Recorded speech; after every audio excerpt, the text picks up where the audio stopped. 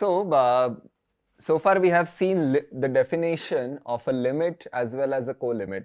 It's an abstract definition using arrow categories, and limits of any shape, yes, shape is usually denoted by J, and the diagram is denoted by letter D, and a diagram of shape J in category C is this functor D from J to C. And then we saw what is the definition via arrow categories of what the, so this arrow category delta arrow D, where delta is the constant functor.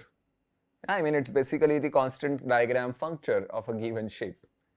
Using that, we saw how to how this topological idea of taking a rectangle and pinching one side of that rectangle can be used to construct cones. And therefore now we have this notation that in a cone we have some terminology that in a cone we have summits and we have different legs of that diagram. And this is a cone over a diagram. For a cone under a diagram, the legs are below. Yeah, they are going towards the summit. The universal cone, if it at all it exists, that is called limit cone. Yeah, and the universal cone under a diagram, which if at all it exists, like the universality is terminal cone for cones over a diagram and initial cones for cones under a diagram. Those are called limit or colimit cones appropriately. So if this limit for different shapes of categories, we have got different names of those limits and colimits. Okay, so that's our main idea. Now we have seen something like initial and terminal objects themselves are limit, so colimit and limit of the empty shape. Then we have seen the product. For product, you take a two-element discrete category as the shape. Then for equalizer, we have seen equalizer is the diagram of shape. Two arrows and, well, okay, we probably haven't written that. So today my first task is to write down a list, a table sort of different limits and colimits and corresponding shapes. Yeah, so some standard limits and colimits.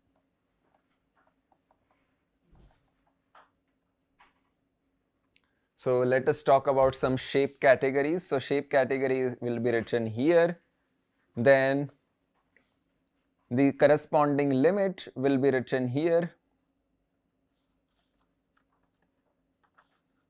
Limit of shape J and colimit of shape J. Yeah, I mean, I'm just going to give you some names of all these things. So if J is the empty category, then limit of shape J is called, you tell me? The terminal object. Very good. I mean, this is a table and the colimit is called initial object.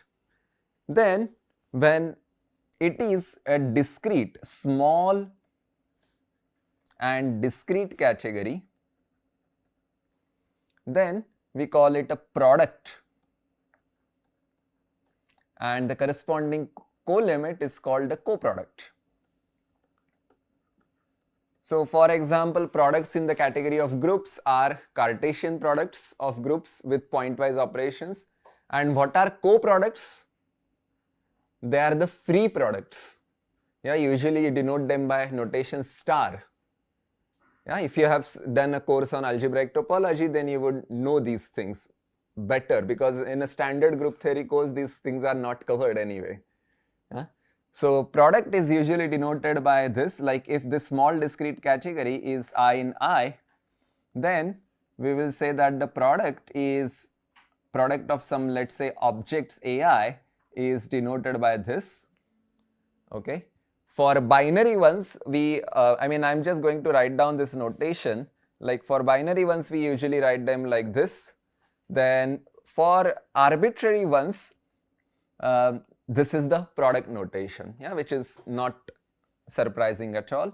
And for binary ones, we will write A1 plus A2, and the arbitrary ones we will write summation AI, I in I.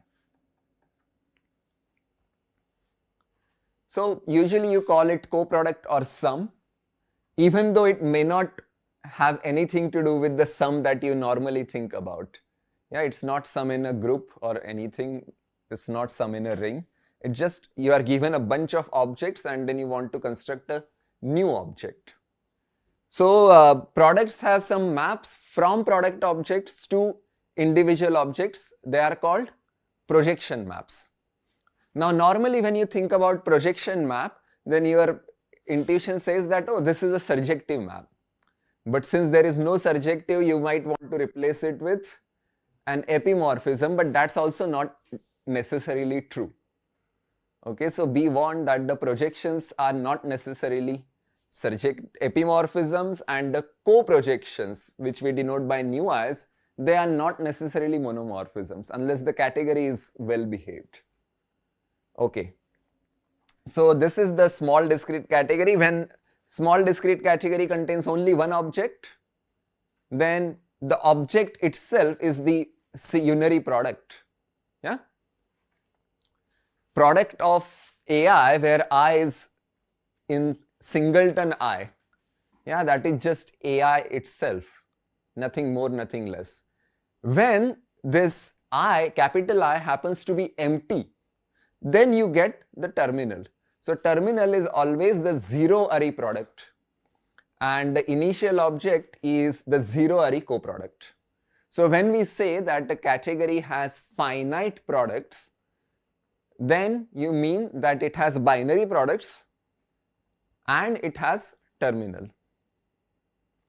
Okay, because from binary products you can usually construct the more complicated ones by doing this. So I'm just going to give some explanation over here that generally if you are considering a 3-element product, then we have two different ways of writing this.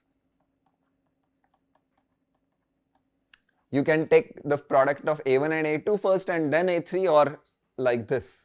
But actually these things are isomorphic in a unique fashion. So both of them act as a product. Yeah, because we know that limits, if they exist, they are unique up to unique isomorphism. So this associativity law of products, it holds up to a unique isomorphism. Okay, let me also mention that terminals are, terminal object is the zero array product. Okay, another diagram that we are interested in is this. This is the shape, two objects, two parallel arrows. This, what do we call this? Limit, the limit of this shape. We have seen that already. Equalizers, correct. Let me underline these. So these are called equalizers. So in equalizers, let me remind you, I'm just going to give you some parallel explanation over here, that a cone over this diagram is something like this. So this is, let's say, A, this is B, this is F, this is G. Then a cone over this diagram has two legs, yeah, one leg for each object in the diagram, and that must satisfy some properties, that K is equal to FH and it is also equal to GH, and therefore the K leg is redundant. You don't have to write it. But that K leg actually makes this diagram commutative, like FH is equal to GH is actually hidden inside existence of that K, which makes the diagram commute. Okay, so these are called equalizers, and if you do the other side, then what do you get? The corresponding colimit, co-equalizer. Mm-hmm. Is it important to take small discrete category? Can we just take a discrete category? It is important to take small discrete categories. Generally, when we talk about limits and colimits, then we only talk about limits of small shape.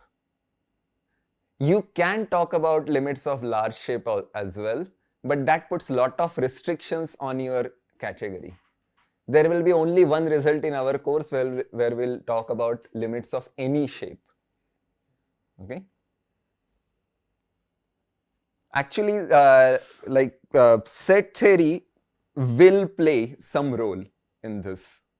Yeah. So normally there is one property which will cover that right adjoints preserve limits. Yeah, we haven't covered adjoint functors, and the converse to that is that whenever there is a functor which preserves all limits, yeah, not necessarily small limits, all limits, even large ones, then it will have a left adjoint. But yeah, that is a very strong condition, and in reality we can never check that. So that's why we do not talk about it. Okay, so the shape is this. Small discrete category, you understand, there are just some vertices and you don't draw identity arrows anyway. Okay, so let's come back to this another shape. Now this shape has 3 objects and 2 arrows. These are push-outs, but push-outs whether they are limits or co-limits. They are co-limits. Yeah, these are push-outs, and it is interesting. So let me give you some notation for writing push-out. Yeah, so suppose my diagram is this: A, B, C, and F and G are given. Then what will be a push-out? Push-out will be a cone under this diagram, which means I have to draw something over here. So I'm just going to use the letter Q to draw that. Okay, then it will be 3 maps. Let me label them as well. So this one will call H, this one will call K, and this one will call L. Now 3 maps, and because this is a cone under the diagram, yeah, what are the properties? That these triangles must commute. For every morphism in the diagram, the legs must commute. So therefore, we'll have the property that H composed with F is equal to L, and L is also equal to K composed with G. Okay, so whenever there are legs, they commute with the morphisms in the diagram. Now, what does that tell you? Is there any redundant leg over here? Yes, which one? L. So we might as well forget it. So push out is simply going to be a pair of maps such that HF is equal to KG, and that's all. Okay, so I can get rid of this L, and the notation, like the standard way of writing push out, is like this. Okay, I'm giving you this part. Like if Q is the push out, the notation is you add this right angle over here. That's how you denote that this is a push out diagram. And the notation the formal notation that we write for this is something like this. Like for this particular diagram, we will say it is B plus C over A. Yeah, it's not just sum of 2 things. You have got some restriction to the sum. So that's why this notation. This shape diagram, this is called a span. Okay. So the co-limit of a span is called a push out, and this is the notation. Now dually, we should be interested in what are the limits of this shape called. Now, if you have heard some terms like fiber products or pullbacks, then they are not limits of this particular shape. Actually, the limit of this particular diagram is useless. Let me show you how. Suppose, I'm just drawing the same diagram over here. Yeah, this is my working space. Let me just open it up a bit. This is my F and this is my G. What will be a limit cone over it? It will be some object D with these three maps. Okay, these three maps, they will form a cone over this diagram. Now let me label them as H, K and L again. And what is the connection between H and L? G composed L is H. So similarly, F composed L is K. So do I really need to know what H is? No. I don't need to know what H is. I don't need to know what K is. It's enough, like these are redundant legs. I'm just putting a cross over them. These are redundant, we don't need them. So only L is sufficient. But L itself, if only one arrow is sufficient, then what will be the limit? The identity, not the initial object, the identity arrow of that particular object A. So A to A is the terminal cone. When L is just the identity on A, then every other such cone will factor through that. So therefore, limits of this shape are useless. Yeah, whenever the diagram itself has one particular source, then and nothing else is happening, every other arrow is determined by them, then we don't have any name for that. Dually, we will have cospans, and cospans are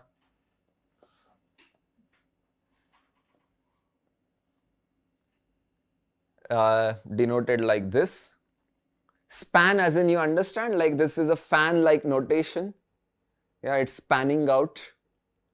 And cospan is everything is coming together to the same thing. So this is called a pullback. You again use a similar perpendicular notation, right angle notation, and usually you would call it like, let me draw one here, like so suppose I have A, B and C. Yeah, this is the diagram. This is my F and G. Then a pullback P will be denoted like this. Like, what is the universal property here? That whenever you are given any pairs of arrows such that the outer rectangle commutes, then there exists a unique arrow over here such that the triangle commutes, both triangles commute. So this is a pullback. So these are some standard limits which are finite, like they are finite shape categories so far. Yeah? Huh? Oh, it's notation, yes, thank you. So the notation for this particular diagram, I will say it is A cross B over C.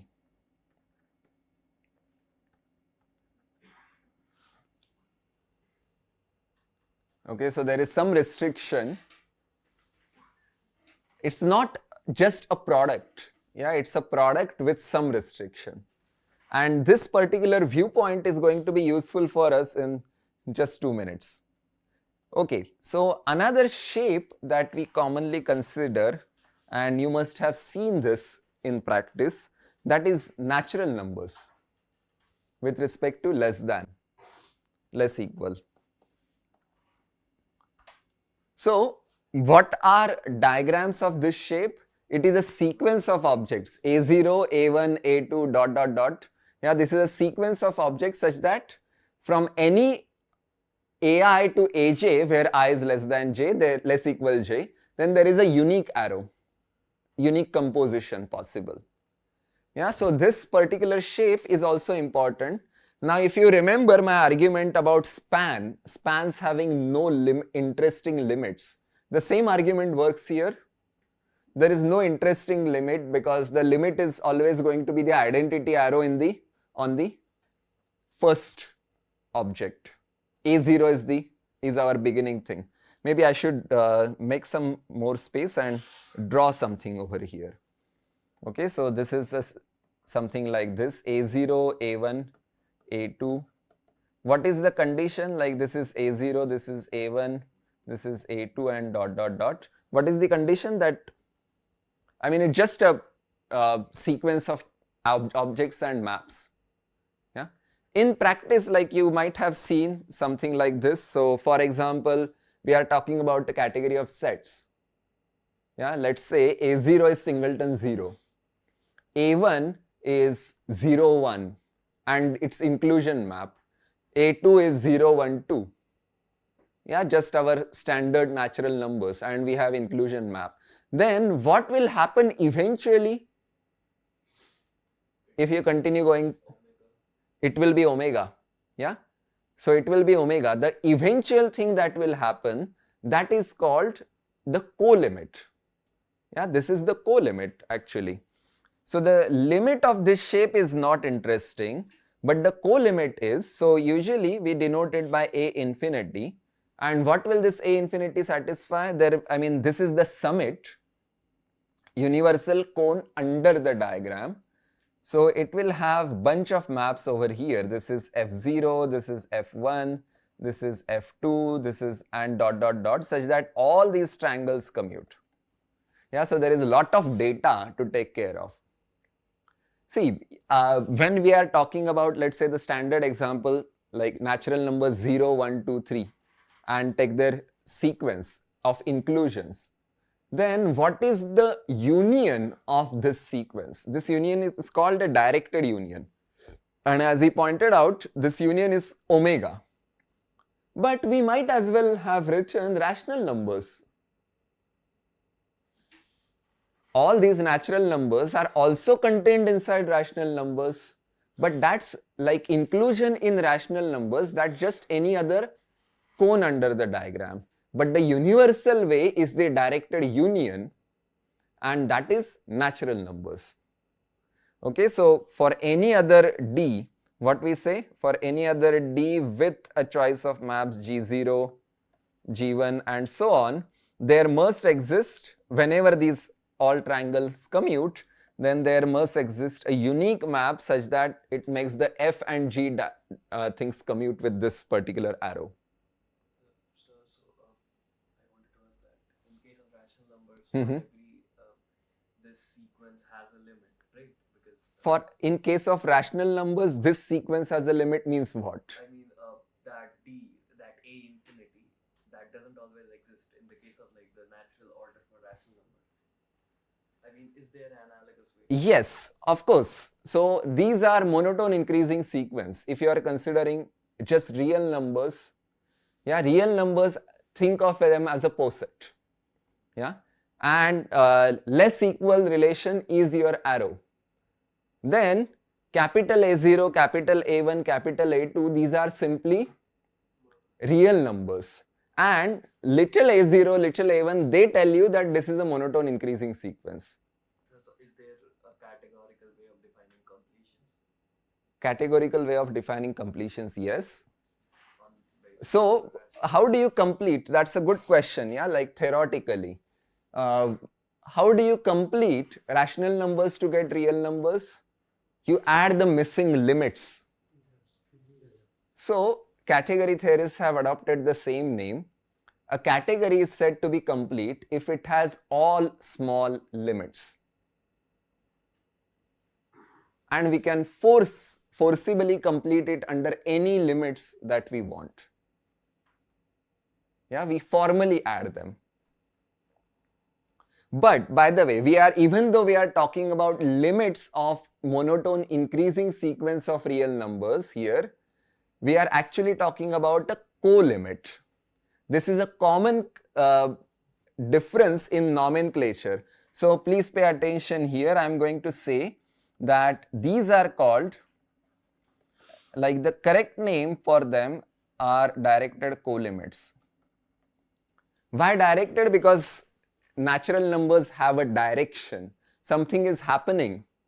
Yeah, it's a direction. 0, 1, 0 step, 1 step, 2 step. It's happening eventually.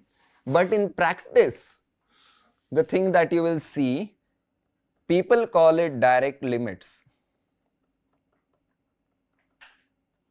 Yeah, people who are not category theorists, they often call them direct limits. But direct limits are not categorical limits, they are colimits. Okay, so always remember this. And some people also call them inductive limits. But the common notation for them is this. Yeah, limb with an arrow increasing. In that direction, something is happening. On the other hand, if I reverse the shape of this particular category, like I'm just going to take op of this, then the colimit of that shape is not going to be interesting at all, but the limit will be, and that limit is called, in practice it is called inverse limit. It's also called projective limit, and it is denoted by this particular diagram, like limb with inverse arrow. That's why inverse limit. But please remember that in direct limits are not categorical limits, they are colimits. So direct limits will give you a notion of monotone increasing sequence, whereas inverse limits will give you a notion of monotone decreasing sequence. Now you have to think about these things, like something is happening. Yeah, we are conducting, let's say, an experiment, and then at 0th stage, yeah, before we begin the experiment, there is some state of the system. Then at A1 some transformation happened, at A2 some transformation happened, and then what we are interested in, we cannot wait for the system to unfold for infinite amount of time, but we are usually interested in determining what will happen at time infinity. Yeah, what will happen eventually. Now I will give you one particular example. Like that's why in category of sets, yeah, I'm not talking about this, just the numbers themselves. So I'm saying that the empty set, then 0.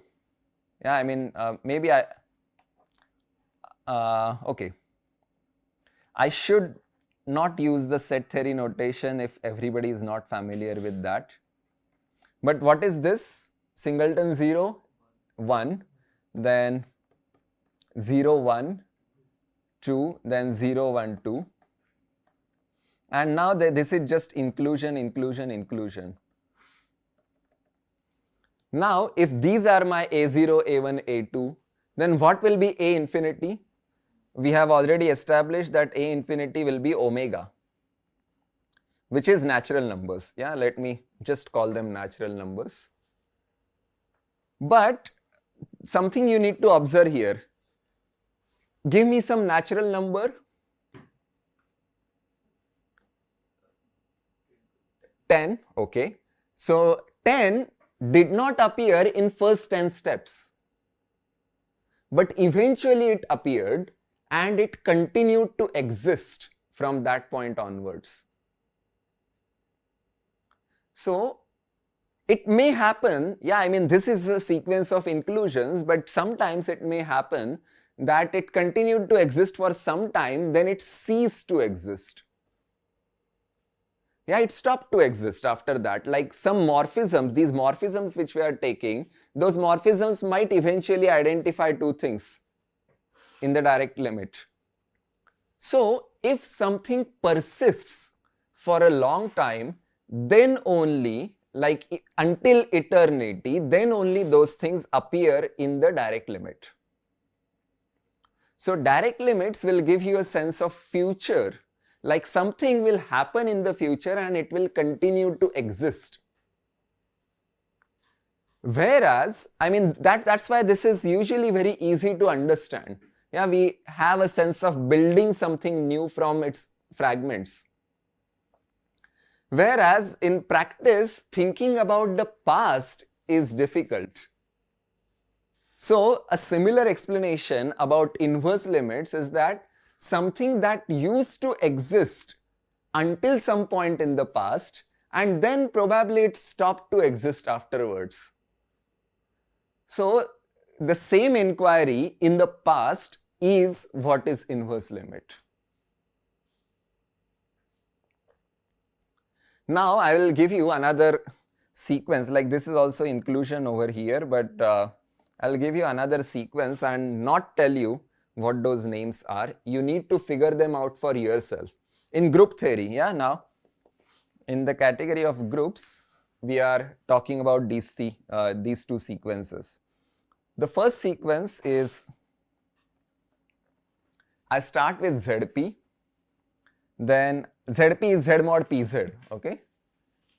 Let me write that, Z mod PZ, then Z mod P square Z, Z mod P cube Z, and so on. Now Z mod PZ embeds this, it's a cyclic group with P elements. It embeds inside the cyclic group with P square elements. Yes, so there is an inclusion, and dot dot dot. What will be this direct limit? And similarly, now I am giving you another sequence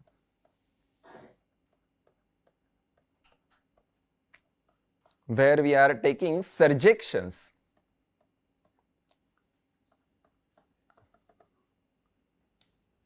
Okay, so over here we have to take direct limit over here and inverse limit over here. One of them is called the group of p-adic numbers. The other one is called the proofer group, proofer pre-group. Now I'm just giving you the names, okay? It's your job to figure out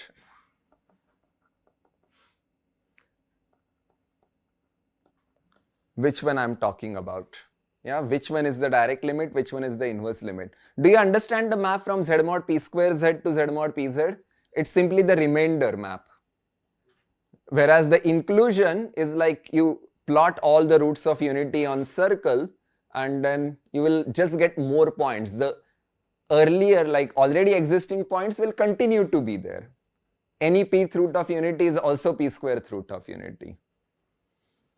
So these are two different names and you should figure out which one, like now by giving you these examples, my motivation, my goal is just to tell you that these things are commonly used in mathematics.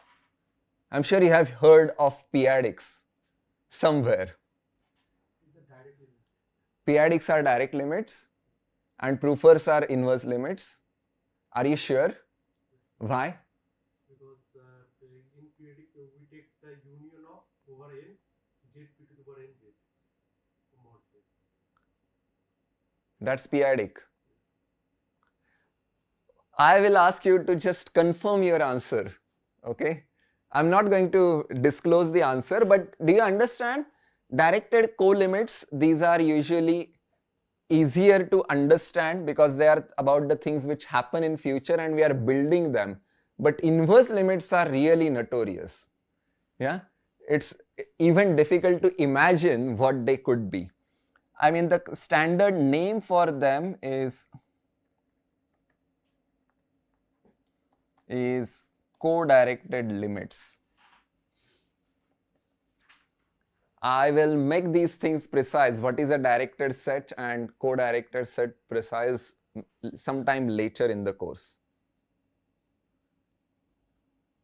So my idea here is that natural numbers are not the only shapes which are interesting, but there are other shapes which have a similar behavior that eventually everything just agrees. Any questions so far? I'm just going to put 2 question marks here. Maybe in the next class you will tell me for sure what they are. Okay. Very good. So we had done something more, and I don't know why it is appearing here. Okay, let me go to the next thing. So,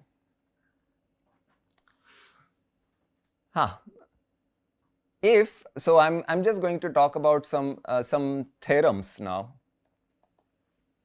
There are, let's say, the first one, that if a category C has products and equalizers, then, I mean, maybe I'll call it 0th version, yeah, this is a motivation. Then it has pullbacks. If a category C has products and equalizers, then it has pullbacks. So basically now we are trying to study the interrelationships between different types of limits. Let us try to do this by leaving some space. Yeah, there is statement 1 and statement 2, which are the most important things. But let's try to prove 0 first. From products and equalizers, we can construct pullback. So what is a pullback? Let's draw the shape. Yeah, we have A, B, and C, and we have a pair of maps F and G. We want to construct its limit, but we don't know whether it exists or not. We need to construct some kind, like we have to use products and equalizers to convert it into something different, and we argue that that one exists. So if you like graph theory, then, or just manipulation of objects, then this is a good exercise for you. You convert this diagram into an equalizer diagram by using products. Very good. A cross B. There I have Projections, okay. But I just need one object over here, target object. I need 2 arrows and yes, so I will compose G with pi 1. So G will compose with pi 2. Yeah, we'll first do pi 2 and then we'll G and pi 1 and F. Okay, so A cross B to C, we have got these 2 maps. Now we just have to verify that if we take something over here like the equalizer of this particular diagram, what does the equalizer do? Well, equalizer is going to be a pair of maps. Any map into a product is a pair of maps. So I'm just going to say this is E1 comma E2, and then there is a last something. That thing is irrelevant, yeah? That leg of equalizer diagram is always irrelevant. So what condition do we have? That F pi 1 E1 basically is equal to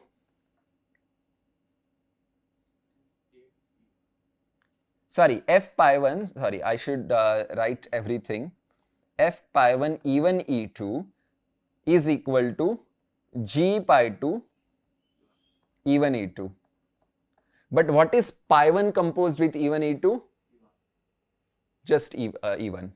So this is F E1 and this is G E2. So basically I can complete this diagram by writing E and then taking little E1 here and little E2 here, and the universal property of E as an equalizer will give you the universal property of E comma E1 E2 as a pullback. Please verify this. I will give you a second exercise which is also quite simple. Yeah, this is, we are calling it a theorem. If a category C, no, I can't give you this second exercise. Let's do the hard one. If a category C has all products and equalizers, then it has all small products. Yeah, I mean when I say all, then I mean all small products and equalizers, then it has all small limits. So it's a generalization, very high level generalization of the first statement, like zero statement. So let's try to prove this. Now this is definitely going to be very abstract, yeah, because we are saying that it has all small limits, which means we have to start with any arbitrary shape and then construct one equalizer diagram using lots of products. So let J be any small category and D from J to C be a diagram. Okay, so we are given any diagram of shape J where J is any arbitrary shape. Now we have to construct one equalizer diagram. Now the entire proof simply depends on one diagram. Category theory is all about diagrams, yeah. So we have to construct only one equalizer diagram. So equalizer diagram means there should be two objects and a parallel pair of morphisms. Those two objects, yeah, now that's going to be so interesting. So form this particular diagram. A big product over all dj's where j is an object of G. So in the original diagram, yeah, let's suppose what we are doing in the zeroth diagram, how many j's are there? In the shape of this diagram, how many j's are there? 3. It's A, B and C. There are 3 objects in the cospan category. So therefore we are taking a 3 term product, yeah, 3-array product. It will be a product of A cross B cross C. So we are not exactly constructing A cross B. We are constructing something much more. Okay, so A cross B cross C.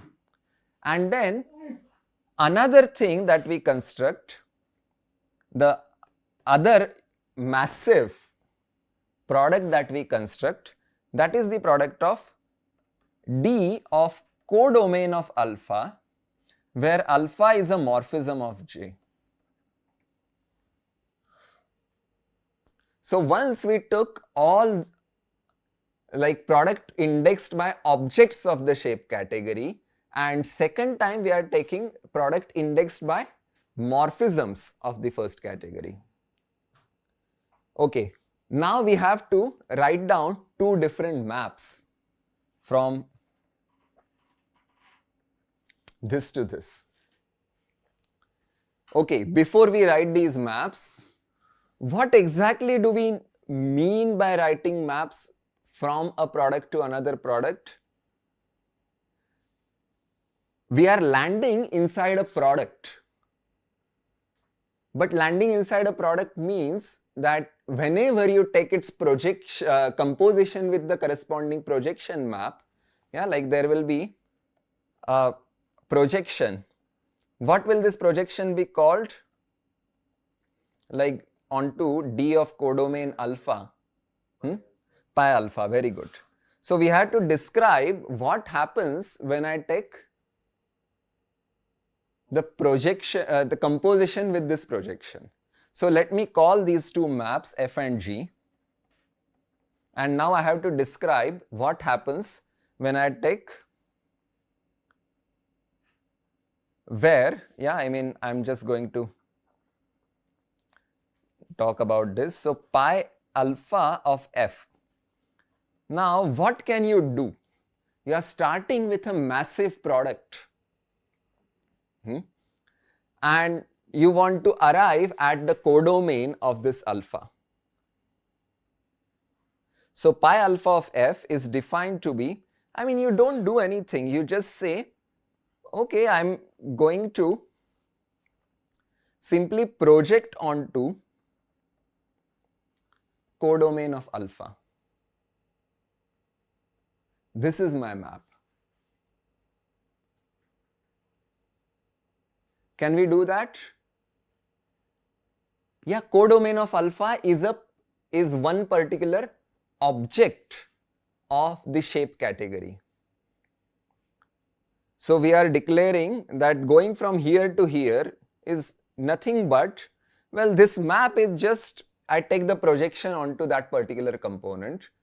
Or there is another option which is quite easy, like you could have guessed it if you think hard enough, that no, I will first drop down, like I know alpha. I can first drop down to the domain of alpha and then follow through the image of alpha in the diagram. Okay, so therefore I can say pi of domain alpha followed by d of alpha. D of alpha is some arrow in C.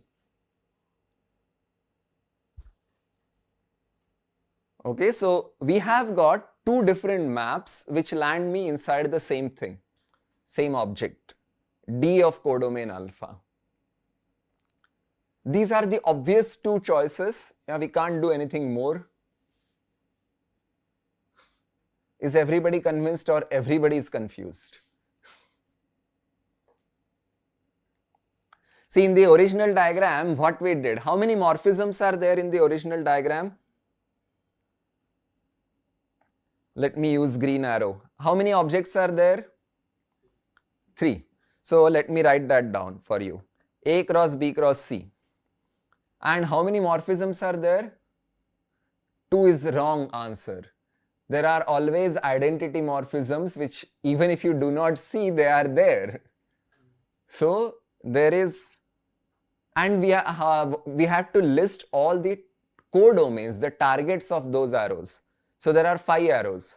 First, identity of A, then identity of B, then identity of C, then F, and then G. These are all the arrows of the, these are all the objects of codomains. Now I am giving capital F and capital G. I should say that our original diagram is 1, 2 and 3. Let me call this beta and gamma in this diagram. This is beta, this is gamma. Okay, so there are 3 objects, 1, 2 and 3. They give me this. And then there is identity on 1, identity on 2, identity on 3. Then I have beta, then I have gamma, and I have got 5 projection maps. First one corresponding to identity on 1, which is going to A. Then second one corresponding to identity on 2, which is going to B, and identity on 3, which is going to C. Then beta, pi beta, I mean all of these are projections. And this is finally pi gamma. So let's do it for beta. For beta, what I am saying, that pi beta of capital F is equal to pi of, like, codomain of beta. What is codomain of beta? Just 3. So pi sub 3. Yeah, pi sub 3 on the domain is A cross B cross C. So pi sub 3 just projection map onto C. And what is the last one? The second one, sorry. what is pi beta of capital G? This is, you first take projection onto its domain, which is pi sub 2, right? Pi sub 2 is onto A. Sorry, pi sub 1. Pi sub 1, and then follow d of beta. What is d of beta? This is our original diagram, okay? That we are talking about. So follow f. So f and then pi a, pi 1. So we are coming to A and then following F. And the first one was, you simply go to C.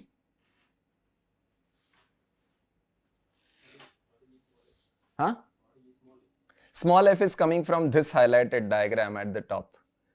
Yeah, I mean, if you want, I can write it here again. This is our category J and this is my diagram. Yeah, my diagram looks like this. Yeah, so you can make sense of the corresponding arrows. So d of beta is F, d of gamma is G. Okay, so these are two different routes. Yeah, if I want to go from A cross B cross C to C, then I'm either directly going via projection or I'm first going to A and then following F. These two are different ways of going there. And we have done that in this original equalizer diagram. Yeah, F pi 1 and G pi 2, they serve similar purpose. Okay, so let me come back to the main proof. You should verify all these things for yourself for a small enough diagram. Then only you will understand what's going on. So let's come back to the main proof now. So we have defined two different maps. Now I'm just going to use this blue color again. And we have got these two maps F and G, and we have said what is their effect with like composition with projection maps. Yeah, there are two natural choices to do. And this is an equalizer diagram. So since C has equalizers,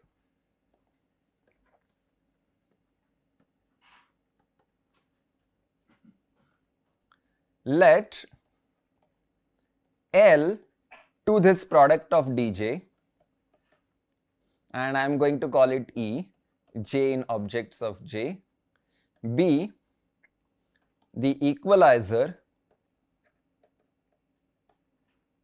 of star, where star is this particular diagram, the equalizer diagram. So if we have this equalizer, then what really happens? Okay, then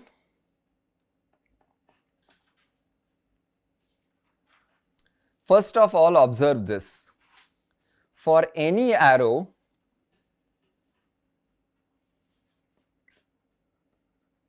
alpha of j,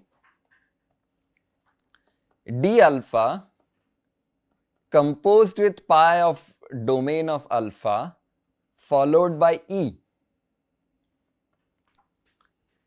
Okay, so E is this map. Yeah, we have appended this L over here. I'm just going to draw it in by this. Okay, so D alpha pi domain alpha, what is that? We have seen that part. Yeah, that is D alpha pi domain alpha. It is the definition of pi alpha composed with G. So this is pi alpha composed with G, and then E. Right? So what I use, like I parenthesized it like this, then I parenthesized it like this. So I can write it by using associativity of compositions. I can take GE together, but GE is same as FE. So therefore this is pi alpha FE, but that is same as pi alpha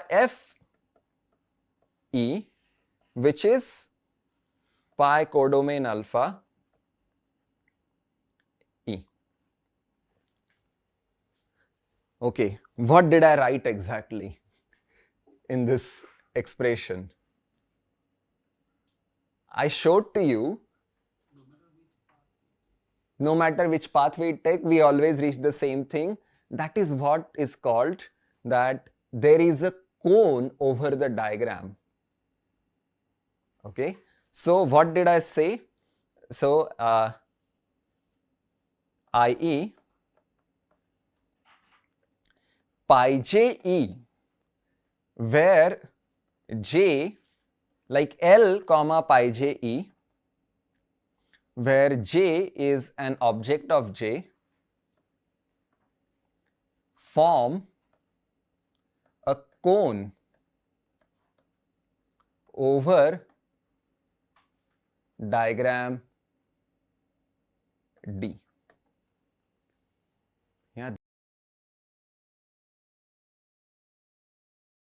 that we have L as the summit of a cone over the original diagram.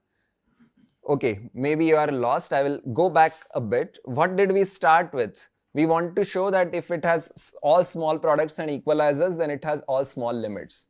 We started with an arbitrary small shape category J, and we started with an arbitrary diagram.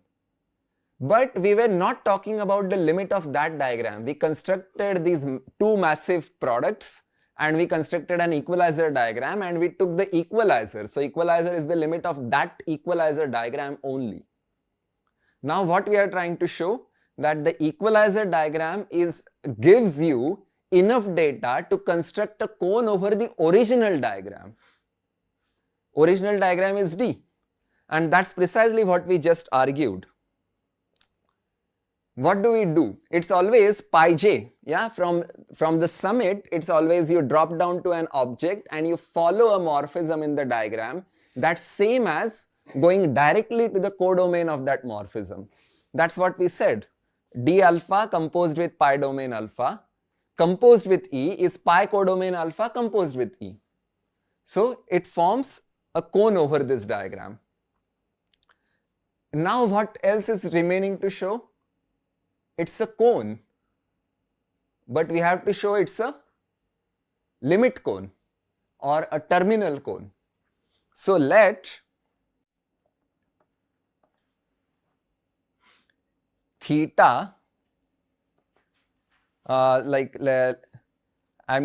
can complicate the matter by saying theta from delta to D, i.e. Let me say A to theta j dj, j in objects of j. Yeah, let this be any cone over D. Okay, so now we have started with any cone over diagram D, and what we are supposed to show, that it factors through the limit cone, the one that we have already constructed. And how we are going to do that? We will transfer the data that this is any cone over D, so we will argue that it gives me a cone over the equalizer diagram, and then by the universal property of L comma E as the equalizer, we will show that it factors.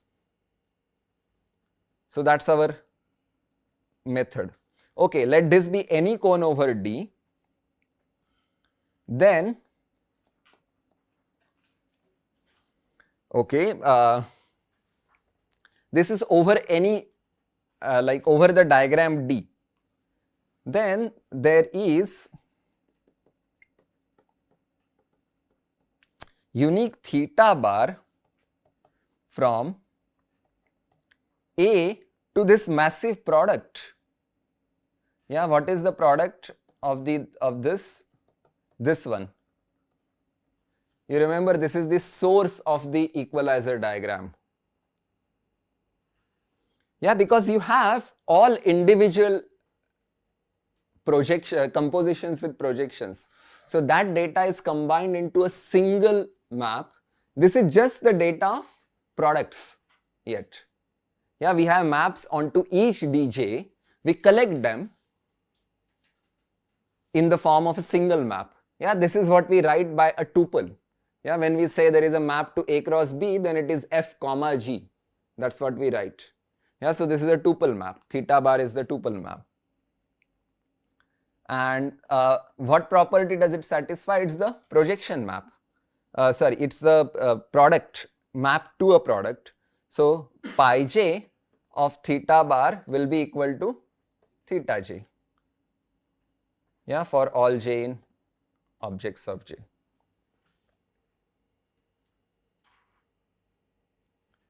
You understand this?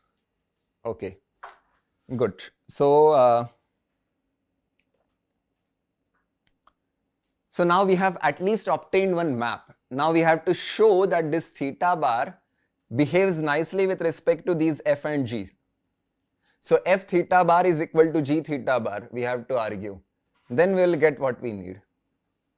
Okay, so now we argue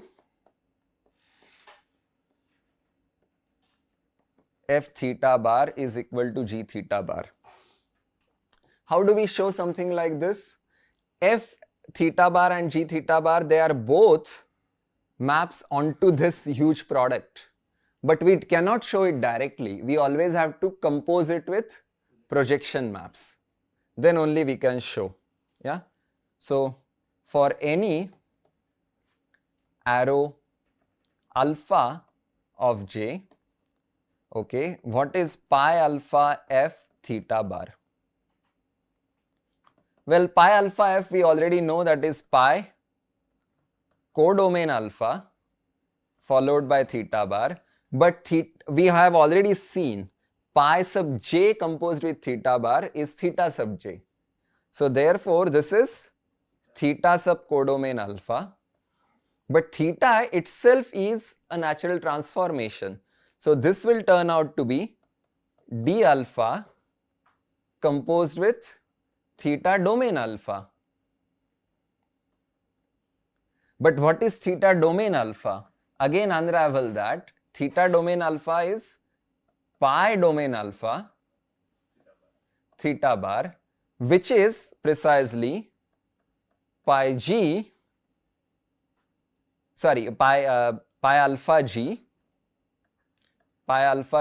theta bar. So we are done. We have shown that this actually forms a cone. So therefore,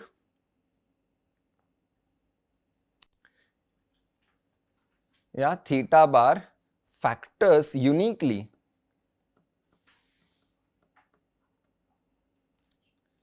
as E phi for some phi. Where will that phi be from? If you are not totally lost, phi will be from, it will be a limit. Yeah, it will be factorization through the equalizer. So from L to L.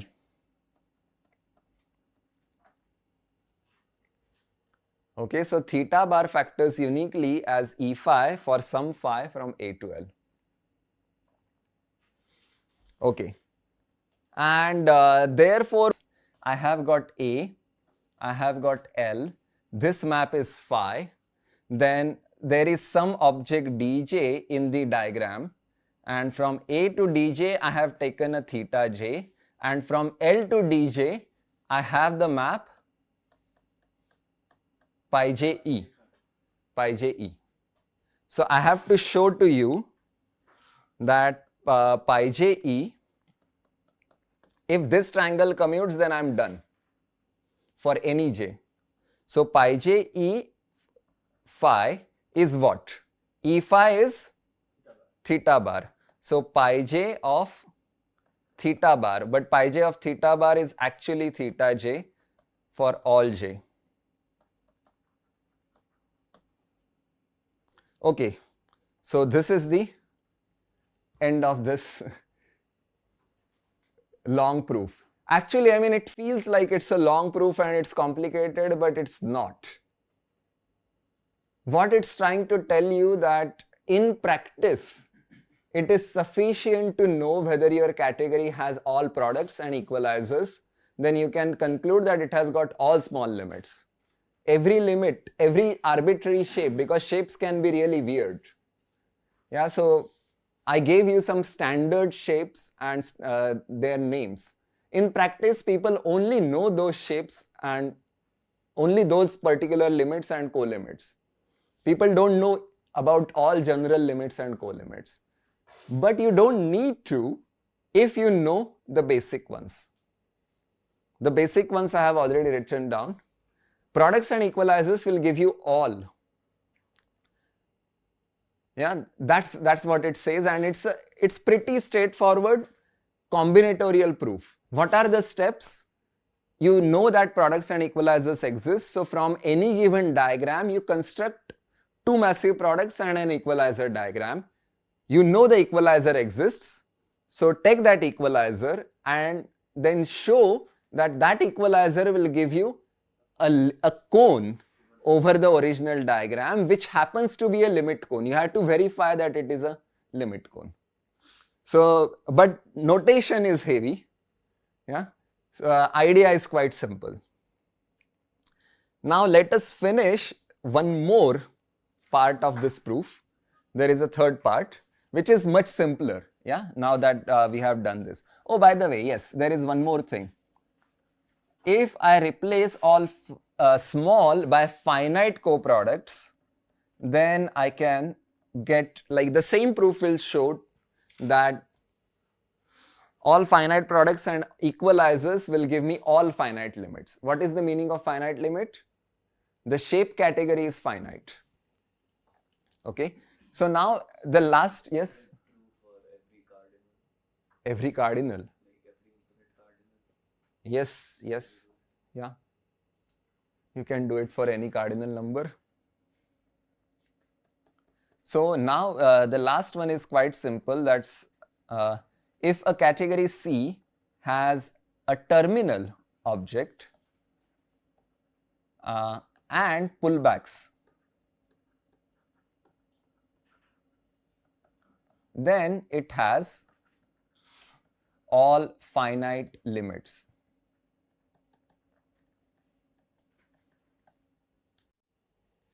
Yeah, terminal plus pullback will give me all finite limits. How do I approach the second part of the theorem?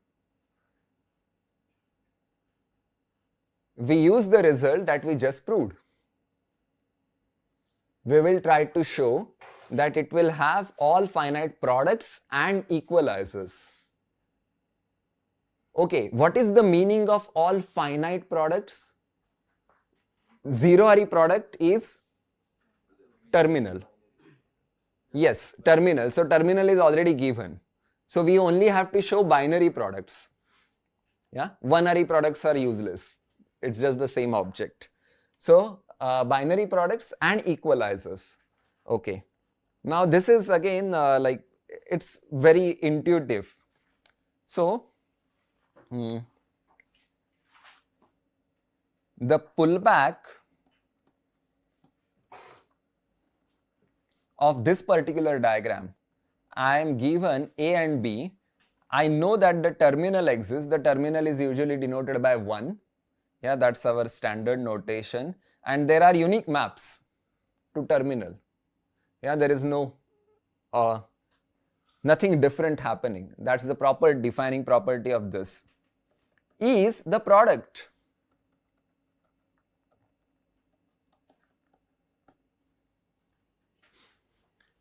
Because, yeah, I mean, let me draw the green square again. So what happens? We are given A and B and 1. I am saying A cross B. Why does this diagram commute in the first place? This is pi 1, this is pi 2. Why does this diagram commute? One is the terminal object. Any two compositions are just going to be equal. And similarly, I can ask you, if I'm given any arbitrary C with any arbitrary F and G, why does this diagram commute? Because again, the same argument, one is terminal object, and therefore there must exist a, like this part of the diagram is not playing any role. So therefore, the pullback of this is precisely the product, as if there are no restrictions at all. So this is the product, and how do you construct equalizers? Yeah, so we are given this particular diagram, and you want to construct equalizer of this. So you had to construct a pullback diagram. Pullback of what? F and G. Like, are you suggesting this? Let me write it in green. A equals B and one like this. Or A and A. Yeah, A and A. A and A. Huh. And this is F and G. Yeah, this And then, no, but in general, like if you take this pullback, then these maps can be different, H and K. These two maps can be different, so you can't do this. But now you have established that you have finite products. So this one doesn't work, okay?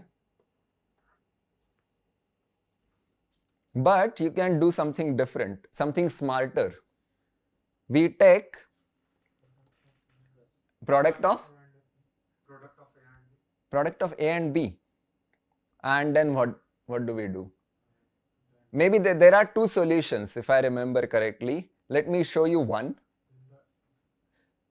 So here we do this. Yeah, so what is the map here? It's identity comma identity. And the map here it's not A cross A. It's just A. The map here is the pair F comma G. B cross B I could construct. Now you construct the pullback. Yeah, the pullback is, this particular map is not really important. What is the role of this map? Let me call this H and this is K.